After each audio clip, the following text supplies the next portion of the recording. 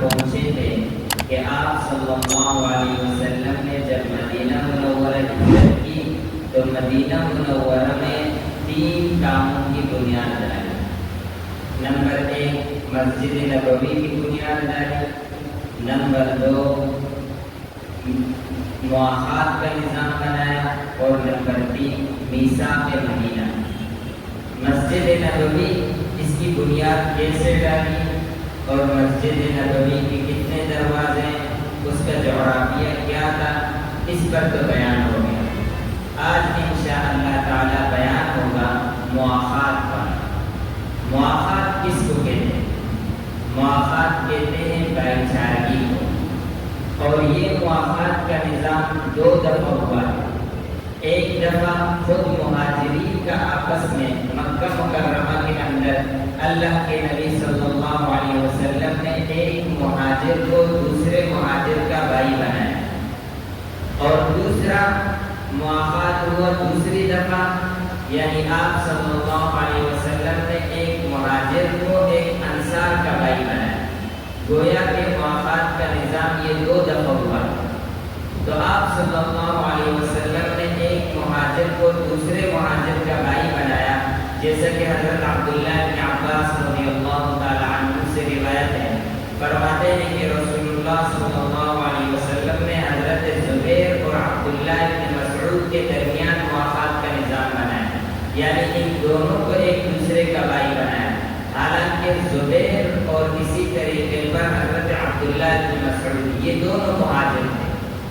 اسی طریقے پر مستدرک حاکم میں حضرت عبداللہ بن عمر رضی اللہ تعالی عنہ سے روایت ہے، فرماتے ہیں کہ آپ صلی اللہ علیہ وسلم نے حضرت ابوبکر کو حضرت عمر کا بھائی بنایا،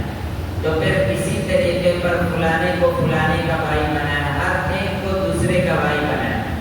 تو پھر حضرت علی رضی اللہ تعالی عنہ نے فرمایا کہ اے اللہ کے نبی میں کس کا بھائی، میرا بھائی کون؟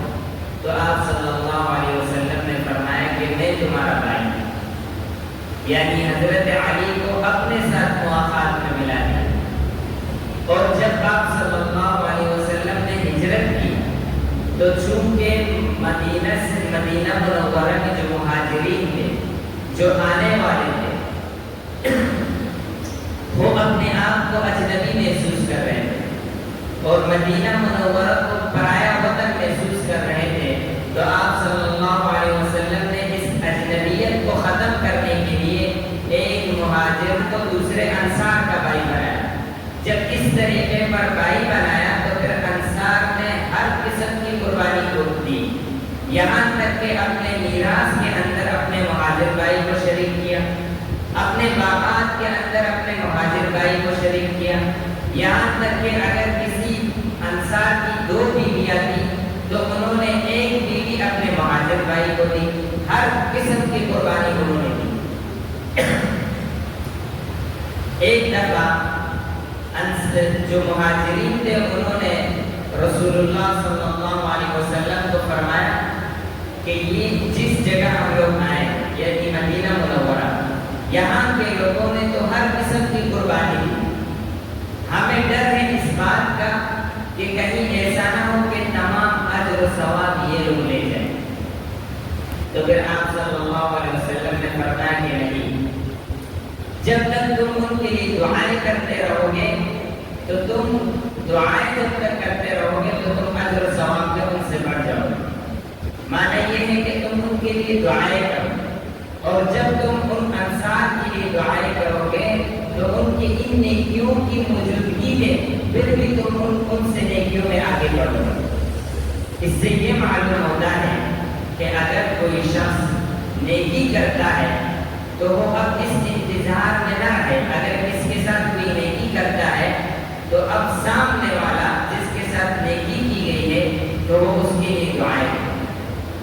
تو وہ اس کو جب دعائیں دے گا تو اس کے ساتھ نیکی میں بھی شریک ہو جائے گا جو اس نے صدقہ کیا ہے، اور ساتھ میں ثواب میں اس سے بھی بڑھ جائے گا۔ حضرت عائشہ صدیقہ رضی اللہ تعالی عنہا فرماتی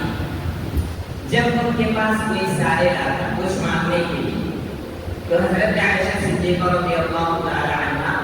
ان کو کچھ دیتی تھی، اور پھر ان صدقے کے ساتھ تو کسی نے پوچھا کہ آپ ایک تو صدقہ بھی کر رہے ہیں اور پھر اس صدقے کے ساتھ دعائیں بھی دے رہے ہیں، تو حضرت عائشہ صدیقہ رضی اللہ تعالی عنہا نے فرمایا کہ اس لیے میں دعا دے رہا ہوں کیونکہ اگر میں اس کو صدقہ دیتا ہوں تو وہ سامنے سے مجھے دعا دیتا ہے اور اس کی دعا کی وجہ سے وہ میرے صدقے سے ثواب میں بڑھ جاتا ہے، تو میں بھی بدلے میں دعا دیتا ہوں تاکہ وہ میں خود سے نیکیوں میں آگے نہ بڑھے۔ تو اس سے معلوم یہ ہوتا ہے کہ دعاؤں کی بہت زیادہ برکات ہے۔ ہمیں چاہیے کہ ہم بھی اگر ہم سے بھی نیکی کریں یا نہ کریں، ہم اپنے کسی مسلمان بھائی کو دعا دیں تو گویا کہ ہم نے اس کے ساتھ صدقہ کیا اور ہم نیکی اس سے آگے بڑھ گئے۔ تو یہ مواخات کا نظام تھا، اور اس مواخات کے اندر کہ آپ صلی اللہ علیہ وسلم نے ایک مہاجر کو انصار کا بھائی بنایا، اس کے بہت زیادہ فائدے ہوئے۔ ایک فائدہ تو اس کے اندر تعلیمی فائدہ ہوا، وہ فائدہ یہ ہوا کہ وہ انصار کے جنہوں نے 13 سال کے عرصے میں آپ صلی اللہ علیہ وسلم، وہ مہاجرین جنہوں نے 13 سال کے عرصے میں آپ صلی اللہ علیہ وسلم سے دین سیکھا تھا، تو انہوں نے وہ دین اپنے انصار بھائیوں کو۔ ایک فائدہ تو اس کے اندر یہ تعلیمی فائدہ ہو گیا کہ سیکھنے سکھانے کی ترتیب شروع ہو گئی۔ نمبر 2 معاشرتی فائدہ۔ معاشرتی فائدہ یہ ہوا کہ جو انصار، جو مہاجرین اپنے آپ کو مہمان سمجھ رہے تھے مدینہ منورہ میں اور انصار کو میزبان سمجھ رہے تھے، یہ چیز ان کے درمیان سے ختم ہو گئی۔ وہ اب ایک دوسرے کو ایک ہی گھر کا فرد سمجھنے لگے تھے اپنے آپ کو۔ اور تیسرا فائدہ اس کے اندر معاشی فائدہ ہو گیا۔ معاشی فائدہ یہ ہوا کہ مکہ مکرمہ کے جو لوگ تھے وہ تاجر تھے، تجارت کرتے تھے، اور مدینہ منورہ کے جو لوگ تھے وہ زمیندار تھے، زمینداری کرتے تھے، اور تجارت یہودی لوگ کرتے تھے، گویا کہ تجارت پر ان کا قبضہ تھا۔ جب بھائی چارگی کا نظام ہوا اور مہاجرین مدینہ منورہ آئے تو انہوں نے انصار سے کہا تم اپنی زمینداری کرو اور ہم تجارت کریں گے۔ تو گویا کہ جو ٹھیکیداری یہودیوں کی تھی وہ ٹھیکیداری تجارت سے ختم ہو گئی اور مسلمانوں نے بھی تجارت شروع کی۔ اور چوتھا فائدہ سیاسی فائدہ۔ سیاسی فائدہ یہ ہو گیا عصبیت، جو قومیت کی ایک لت عرب قبائل کے اندر موجود تھا وہ ختم ہو گئی، چونکہ آپ صلی اللہ علیہ وسلم نے ایک مسلمان کو دوسرے مسلمان کا بھائی بنایا، قطع نظر اس کے کہ وہ عربی ہے، قطع نظر اس کے کہ وہ عجمی ہے، چاہے اس کا تعلق عرب سے ہو، عجم سے ہو، کسی بھی قوم سے ہو، بس یہ کہہ دیا کہ یہ مہاجر اس انصار کا بھائی ہے۔ تو اس طرح کہنے کی وجہ سے جو عصبیت کا، قومیت کا ہو گیا ختم ہو گیا۔ تو یہ اس کے اندر سیاسی فائدہ ہو گیا۔ اس کے بعد تیسرا جو کام کیا آپ صلی اللہ علیہ وسلم نے میثاق مدینہ۔ میثاق مدینہ جو مدینہ منورہ کے اندر جو قبائل تھے یہودیوں کی، ان کے ساتھ آپ صلی اللہ علیہ وسلم نے وعدہ کیا، جنگ بندی کا وعدہ کیا، اس کو میثاق مدینہ کہتے ہیں۔ اور اس کا فائدہ کیا ہو